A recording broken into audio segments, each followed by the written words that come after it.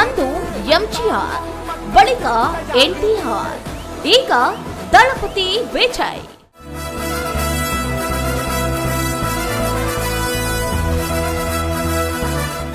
S, ತಮಿಳುನಾಡಿನಲ್ಲಿ ತಮಿಳಿಗ ವೆಚ್ಚಿ ಕಳಗಂ ಪರ್ವ ಶುರುವಾಗುತ್ತಿದೆ. ಚಿತ್ರನಟ ವಿಜಯ್ ಹೊಸ ಪಕ್ಷ ಕಟ್ಟಿ ಮೊದಲ ಚುನಾವಣೆಯಲ್ಲೇ ಕ್ರಾಂತಿಯನ್ನ ಮಾಡಿದ್ದಾರೆ. ವಿಧಾನಸಭೆ ಚುನಾವಣೆಯಲ್ಲಿ ಟಿವಿಕೆ ಪಕ್ಷ ಭಾರಿ ಮುನ್ನಡೆ ಸಾಧಿಸಿದ್ದು ಬಹುಮತ ಪಡೆದು ಸರ್ಕಾರ ರಚಿಸುವ ಸುಳಿವು ಸಿಕ್ಕಿದೆ. ಕೊಂಚ ಕಮ್ಮಿಯಾದರೂ ಎಐಎಡಿಎಂಕೆ ಜೊತೆ ಸೇರಿ ಸರ್ಕಾರ ರಚಿಸುವ ಚರ್ಚೆ ನಡೀತಾ ಇದೆ. ಆಡಳಿತಾರೂಢ ಡಿಎಂಕೆ ಪಕ್ಷಕ್ಕೆ ಭಾರಿ ಮುಖಭಂಗವಾಗಿದೆ. ಹೌದು, ಸಿನಿಮಾಗಳಲ್ಲಿ ನಟಿಸುವವರು ರಾಜಕೀಯಕ್ಕೆ ಬಂದು ಏನ್ ಮಾಡ್ತಾರೆ ಅಂತ ಅನ್ನುವ ಅಪವಾದವನ್ನ ಅಳಿಸಿ ಹಾಕಲು ವಿಜಯ್ ಮುಂದಾಗಿದ್ದಾರೆ. ಅವರೊಬ್ಬ ನಟ ಅಂತ ಎದುರಾಳಿ ಪಕ್ಷಗಳು ವ್ಯಂಗ್ಯವಾಡ್ತಿದ್ವು. ಹೌದು ಕಣ್ರಿ, ನಾನು ನಟ, ಸಿನಿಮಾಗಳಲ್ಲಿ ನಟಿಸ್ತೀನಿ, ನಿಮ್ಮ ರೀತಿ ನಿಜ ಜೀವನದಲ್ಲಿ ನಟಿಸೋದಿಲ್ಲ ಅಂತ ವಿಜಯ್ ತಿರುಗೇಟನ್ನ ನೀಡಿದ್ರು. ಒಟ್ಟಾರೆ ಪಕ್ಷ ಸ್ಥಾಪಿಸಿ ಮೊದಲ ಪ್ರಯತ್ನದಲ್ಲೇ ದಳಪತಿ ಗೆಲುವಿನ ನಗೆ ಬೀರಿದ್ದಾರೆ. ಇದು ವಿಜಯ್ ಗೆಲುವು ಅನ್ನೋದಕ್ಕಿಂತ ಆಡಳಿತಾರೂಢ ವಿರೋಧಿ ಅಲೆ ಅಂದ್ರೆ ತಪ್ಪಾಗ್ಲಿಕ್ಕಿಲ್ಲ. ಹೊಸ ಪಕ್ಷ ಸ್ಥಾಪಿಸಿ ಗೆದ್ದು ಸರ್ಕಾರ ರಚಿಸುವುದು ತಮಾಷೆಯ ಮಾತಲ್ಲ. ಬಹುತೇಕ ಕಡೆಗಳಲ್ಲಿ ಹೊಸಬರಿಗೆ ವಿಜಯ್ ಟಿಕೆಟ್ ನೀಡಿ ಕಣಕ್ಕೆ ಇಳಿಸಿದ್ರು. ನೀವು ಟಿವಿಕೆ ಪಕ್ಷದ ಅಭ್ಯರ್ಥಿಗೆ ಮತ ಹಾಕಿದ್ರೆ ನನಗೆ ಮತ ಹಾಕಿದಂತೆ ಅಂತ ವಿಜಯ್ ಪ್ರಚಾರವನ್ನ ಮಾಡಿದ್ರು. ರ್ಯಾಲಿ ಸಮಾವೇಶಗಳನ್ನ ನಡೆಸಿ ಗಮನ ಸೆಳೆದಿದ್ರು. ಡಿಎಂಕೆ ಪಕ್ಷದ ವಿರುದ್ಧ ಕೆಂಡ ಕಾರಿದ್ರು. ಅಭಿಮಾನವನ್ನ ಮತಗಳಾಗಿ ಪರಿವರ್ತನೆ ಮಾಡುವುದು ಕಷ್ಟ ಅಂತ ಕೆಲವರು ಭಾವಿಸಿದ್ರು. ಆದ್ರೆ ಆ ಮಾತನ್ನ ವಿಜಯ್ ಸುಳ್ಳಾಗಿಸಿದ್ದಾರೆ ನೋಡಿ.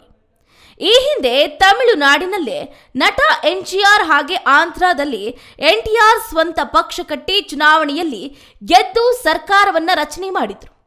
ಅದೇ ಹಾದಿಯಲ್ಲಿ ದಳಪತಿ ದಾಪುಗಾಲನ್ನ ಇಟ್ಟಿದ್ದಾರೆ. 1972ರಲ್ಲಿ ಡಿಎಂಕೆಯಿಂದ ಹೊರಬಂದಿದ್ದ ಎಂಜಿಆರ್ ಎಐಎಡಿಎಂಕೆ ಪಕ್ಷ ಸ್ಥಾಪಿಸಿದ್ರು. 1977ರ ತಮಿಳುನಾಡು ವಿಧಾನಸಭೆ ಚುನಾವಣೆಯಲ್ಲಿ 130 ಕ್ಷೇತ್ರಗಳನ್ನ ಗೆದ್ದು ಅಧಿಕಾರಕ್ಕೆ ಏರಿದ್ರು. ಹೊಸ ಇತಿಹಾಸವನ್ನ ನಿರ್ಮಿಸಿದ್ರು. ಬಳಿಕ 10 ವರ್ಷಗಳ ಕಾಲ ಅಂದ್ರೆ ತಮ್ಮ ನಿಧನದವರೆಗೆ ತಮಿಳುನಾಡು ಮುಖ್ಯಮಂತ್ರಿಯಾಗಿ ಎಂಜಿಆರ್ ಸೇವೆಯನ್ನ ಸಲ್ಲಿಸಿದ್ರು. 1983ರಲ್ಲಿ ಟಿಡಿಪಿ ಪಕ್ಷ ಸ್ಥಾಪಿಸಿ ತೆಲುಗು ನಟ ಎನ್ಟಿಆರ್ ಆಂಧ್ರದಲ್ಲಿ ಸಂಚಲನವನ್ನ ಸೃಷ್ಟಿಸಿದ್ರು. ಕೇವಲ 9 ತಿಂಗಳಲ್ಲಿ ಪಕ್ಷ ಸಂಘಟನೆ ಮಾಡಿ ಚುನಾವಣೆಯಲ್ಲಿ ಗೆದ್ದು ಅಧಿಕಾರದ ಚುಕ್ಕಾಣಿಯನ್ನ ಹಿಡಿದಿದ್ರು. 294 ಸ್ಥಾನಗಳ ಪೈಕಿ ಮೊದಲ ಚುನಾವಣೆಯಲ್ಲೇ 201 ಸ್ಥಾನಗಳನ್ನ ಟಿಡಿಪಿ ಪಕ್ಷ ಗೆದ್ದಿತ್ತು. ಆಂಧ್ರದ 10ನೇ ಮುಖ್ಯಮಂತ್ರಿಯಾಗಿ ಎನ್ಟಿಆರ್ ಪ್ರಮಾಣ ವಚನವನ್ನ ಸ್ವೀಕರಿಸಿದ್ರು. ತಮ್ಮ ಜನಪರ ಯೋಜನೆಗಳ ಮೂಲಕ ಆಂಧ್ರದ ಜನತೆ ಮನಗೆದ್ದಿದ್ರು. ದಕ್ಷಿಣ ಭಾರತದ ಸಿನಿಮಾ ಕಲಾವಿದರು ರಾಜಕೀಯ ರಂಗದಲ್ಲಿ ಗುರುತಿಸಿಕೊಳ್ಳುವುದು, ಚುನಾವಣೆಗೆ ಸ್ಪರ್ಧಿಸುವುದು, ಹೊಸ ಪಕ್ಷ ಕಟ್ಟುವುದು ಹೊಸದೇನಲ್ಲ. ಆಂಧ್ರದಲ್ಲಿ ನಟ ಚಿರಂಜೀವಿ ಕೂಡ ಹೊಸ ಪಕ್ಷ ಕಟ್ಟಿ ಮುಖ್ಯಮಂತ್ರಿ ಆಗುವ ಕನಸನ್ನ ಕಂಡಿದ್ರು.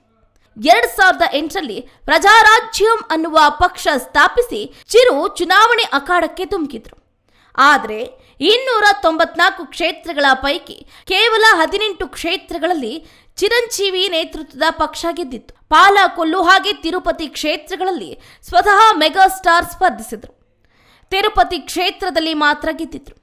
2011ರಲ್ಲಿ ತಮ್ಮ ಪಕ್ಷವನ್ನ ಕಾಂಗ್ರೆಸ್ ಪಕ್ಷದಲ್ಲಿ ವಿಲೀನಗೊಳಿಸಿದ್ರು. ಚಿರಂಜೀವಿ ಸೋತ ಬಳಿಕ ಸಹೋದರ ಪವನ್ ಕಲ್ಯಾಣ್ ಜನಸೇನಾ ಪಕ್ಷವನ್ನ ಸ್ಥಾಪಿಸಿದ್ರು. 2013ರಲ್ಲಿ ಪಕ್ಷ ಚುನಾವಣೆಗೆ ಸ್ಪರ್ಧಿಸಲಿಲ್ಲ. 2019ರ ಚುನಾವಣೆಯಲ್ಲಿ ಪಕ್ಷ ಹೀನಾಯವಾಗಿ ಸೋಲುತ್ತೆ.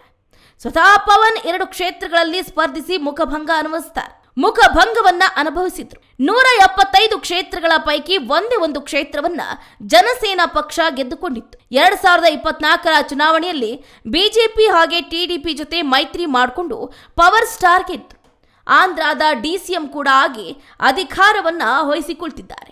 ಏನೇ ಆಗ್ಲಿ, ತಮಿಳುನಾಡಿನ ತುಂಬೆಲ್ಲ ಇದೀಗ ದಳಪತಿ ವಿಜಯ್ ರದ್ದೇ ಸದ್ದು. ದಳಪತಿ ವಿಜಯ್ ಗೆದ್ದು ತಮಿಳಿಗ ವೆಟ್ರಿ ಕಳಗಂ ಪರ್ವವನ್ನ ಹೇಗೆ ಶುರು ಮಾಡ್ತಾರೆ ಅನ್ನೋದನ್ನ ರಾಜಕೀಯ ಚದುರಂಗದಾಟದಡಿಯಲ್ಲೇ ಕಾದು ನೋಡಬೇಕಾಗಿದೆ.